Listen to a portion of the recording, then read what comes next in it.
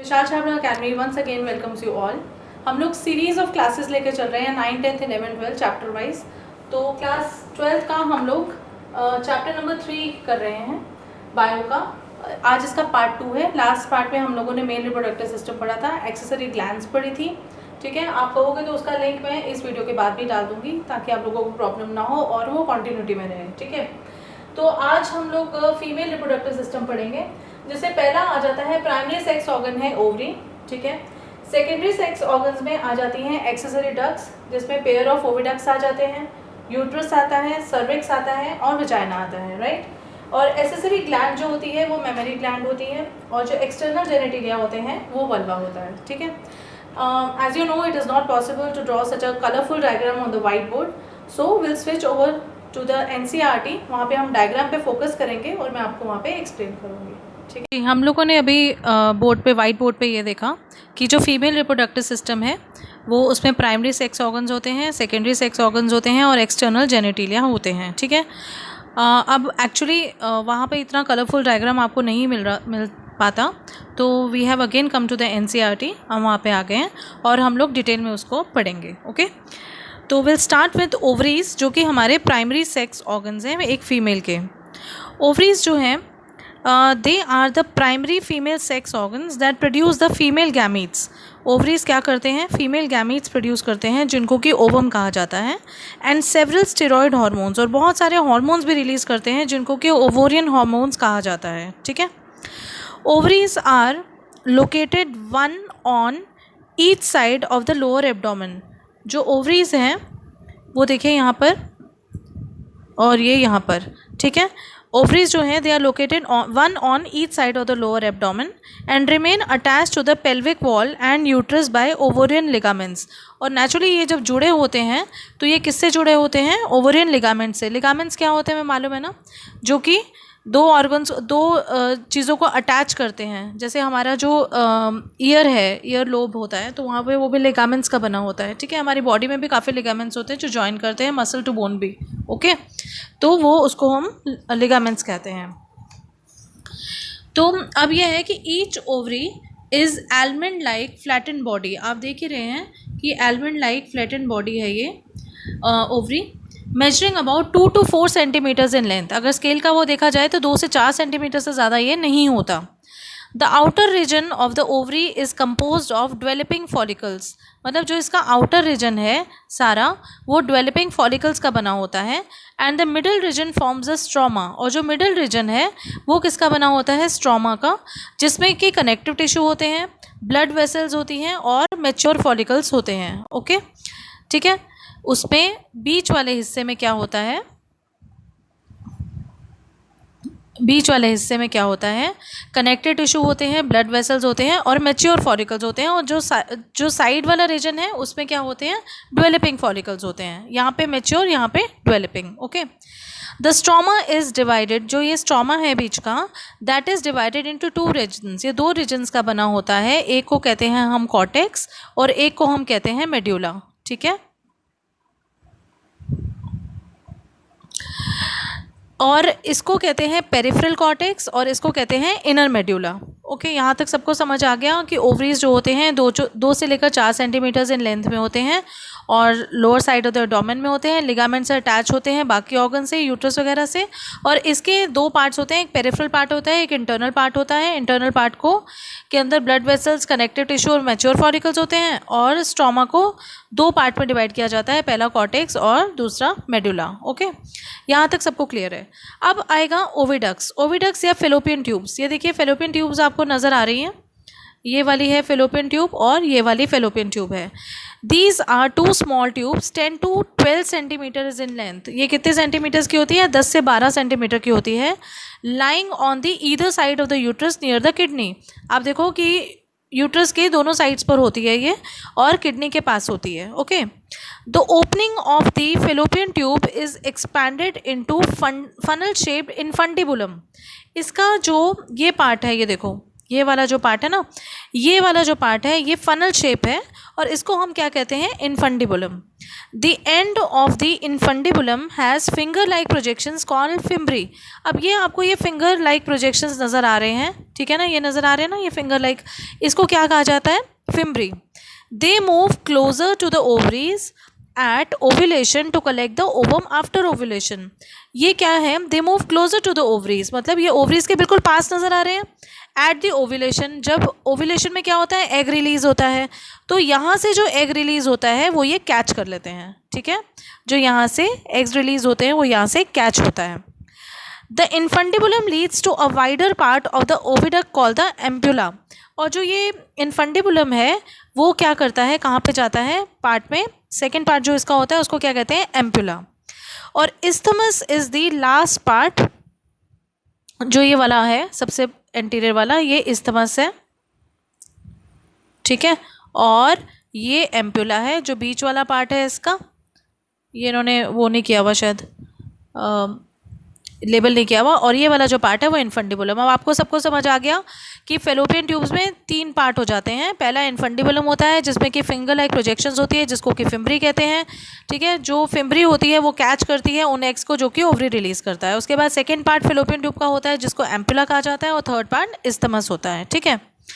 Isthmus is the last part of the oviduct, ये last part होता है oviduct का, विच जॉइन द यूट्रस, जो कि यूट्रस को जॉइन करता है, ये आप देख ही रहे हो, ओके। ये अब हो गया हमें क्लियर। फिर भी any questions, any queries, you can ask me in the comment box. Uterus, अब हम पढ़ेंगे यूट्रस, या जिसको हम क्या कहते हैं, womb. It is a single hollow muscular pear shape structure. अब ये देखो, ये सारा क्या है, पियर शेप स्ट्रक्चर है, ठीक, सपोर्टेड बाय लिगामेंट्स, इसमें भी लिगामेंट्स होते हैं, attach to the pelvic wall, जो कि पेल्विस मतलब लोअर बॉडी, एब्डोमिनल बॉडी से अटैच होते हैं, okay. It is present between the urinary bladder and the rectum, ये किसके बीच में प्रेजेंट होता है, यूरिनरी ब्लैडर, जहाँ पे हमारा यूरिन इकट्ठा होता है, and the rectum, okay.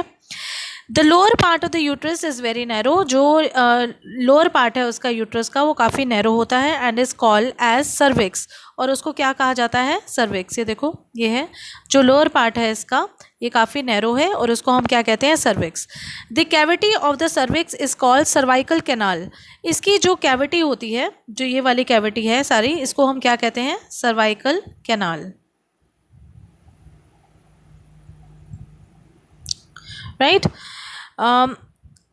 It is known as cervical canal which forms the birth canal along with the vagina, ठीक है, ये जो है जिसको कि बर्थ कैनाल भी कहा जाता है, along with the vagina, vagina यहाँ पे ये लेबल हो गया। Now the wall of the uterus has 3 layers. अब जो यूट्रस की जो वॉल्स हैं उसके अंदर 3 लेयर्स होती हैं। पहली को कहा जाता है पेरीमेट्रियम, क्या कहा जाता है, पेरीमेट्रियम, ये यहाँ होती है पेरीमेट्रियम, ओके।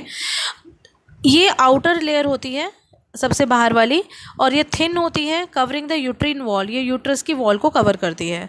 दूसरी जो होती है उसको हम कहते हैं मायोमेट्रियम, क्या कहते हैं, मायोमेट्रियम, ये इन्होंने लेबल नहीं किया हुआ इसलिए मैं करके दे रही हूँ कि ये मायोमेट्रियम होती है, ये मिडल लेयर होती है, थिक होती है, ठीक है, स्मूथ मसल फाइबर्स की बनी होती है, और ये कॉन्ट्रैक्ट करती है जब बेबी की डिलीवरी होती है ना, तो यही वाली कॉन्ट्रैक्ट करती है जिसकी वजह से बेबी नीचे पुश करता है। फिर जो लास्ट होती है वो है इनर मोस्ट जो होती है, उसको हम क्या कहते हैं, एंडोमेट्रियम। ये इनर लेयर होती है जिसके अंदर ग्लैंड्स होती हैं और बहुत सारे ब्लड वेसल्स होती हैं, और ये इसके अंदर सबसे ज़्यादा मेजर चेंजेस होते हैं जब मेंस्ट्रुअल साइकिल होता है ना, मेंस्ट्रुएशन होती है, ये सबसे ज़्यादा चेंजेस जो होते हैं वो इस वाले वॉल के अंदर होते हैं, ओके। तो हम लोगों ने ये पढ़ा कि यूट्रस की वॉल की 3 लेयर्स होती हैं, पेरीमेट्रियम, मायोमेट्रियम और एंडोमेट्रियम। यहाँ तक सबको क्लियर है, आई होप। अब आ जाता है मेमरी ग्लैंड्स। मेमरी ग्लैंड्स जो होती हैं उसमें क्या है, human female has a pair of mammary glands, हम सबको पता है, that contain glandular tissues and fatty tissues. उसमें 2 तरह के टिश्यूज़ होते हैं, एक को ग्लैंडुलर टिश्यूज़ कहा जाता है और एक को फैटी टिश्यूज़ कहा जाता है। फैटी टिश्यूज़ कौन से होते हैं, जो कि जिसमें कि फ़ैट होता है, ठीक है, और उसी फैट की वजह से थोड़ा सा इसमें हैवीनेस होती है। और ग्लैंडुलर मतलब ग्रंथियाँ, ठीक है ना, ग्लैंडुलर टिश्यू मतलब ग्रंथियाँ जिससे कि सिक्रीशन होती है, उनको ग्लैंडुलर टिश्यूज़ कहा जाता है। Each glandular tissue is divided into 15 to 20 mammary lobes. हर जो ग्लैंडुलर टिश्यू है उसको डिवाइड किया जाता है 15 से 20 मेमोरी लोब्स में, और हर लोब में there consist a group of cells called alveoli, और उसमें क्या होता है, ग्रुप ऑफ सेल्स होता है जिनको कि एल्वुलाई कहते हैं। तो ये है ना कि each glandular tissue is divided into 15 to 20 memory lobes and each lobe consists of a group of cells called as alveoli। ठीक है, ओके यहाँ तक सबको क्लियर है कि हर जो देखो human female has a pair of mammary glands, pair होता है जिसमें कि दो चीज़ें होती हैं, एक होता है ग्लैंडुलर टिश्यू, ठीक है, और एक होता है फैटी टिश्यू। फैटी टिश्यू जिसकी वजह से फैट होता है वो ग्लैंड में, जिससे कि मिल्क सिक्रेट होता है। ओके, ईच ग्लैंडुलर टिश्यू, जो ग्लैंडुलर टिश्यू है that is divided into 15 to 20 lobes. देखो ये सारे जो है ना, ये सारे लोब्स, ये सारे लोब्स हैं, and each lobe consist of a group known as alveoli. इनको मेमोरी एल्वुलाई कहा जाता है। The alveoli open into memory tubules. ये जो है एल्वुलाई, ये क्या करते हैं, ये ट्यूब्यूल्स में खुलते हैं। ठीक है, ये देखिए ये आगे की तरफ जा रहे हैं। ओके, उसके बाद है the mammary tubules of each lobe open into memory duct. उसके बाद ये जो हैं, ये सारे ट्यूब्यूल्स जो हैं ये कहाँ पे खुल रहे हैं, मेमोरी डक्ट में। देखो ये ट्यूब्यूल्स हो गए, ये ट्यूब्यूल जो है कहाँ खुल रहे हैं, मेमोरी डक्ट में, ये रही memory duct. Okay, several memory ducts join to form the memory ampulla. फिर ये क्या बनाती है, मेमोरी एम्पुला बनाती है, that is connected to lactiferous duct. और वो किससे कनेक्टेड होती है, लेक्टिफेरस डक्ट। लेक्टिफेरस डक्ट कौन सी होती है, जो कि लेक्टेट करती है, मतलब मिल्क सिक्रेट करती है, और ये जस्ट बिफोर निपल होती है क्योंकि निपल से ही मिल्क रिलीज होता है। ओके, आई होप यहाँ तक सबको क्लियर हो गया होगा। फिर भी कोई क्वेश्चंस हैं, कुछ हैं तो आप प्लीज़ पूछ सकते हैं। ओके, अब है हमारा नेक्स्ट है एक्सटर्नल जेनेटिलिया। एक्सटर्नल जेनेटिलिया क्या होते हैं, ये देखिए, हाँ ये फीमेल एक्सटर्नल जेनेटिलिया आ गए। The external genitalia of female are collectively called as the vulva. ठीक है, उसको वल्वा कहा जाता है, और उसमें सारे के सारे फॉलोइंग पार्ट्स आते हैं। पहले को कहते हैं मॉन्स प्यूबिस।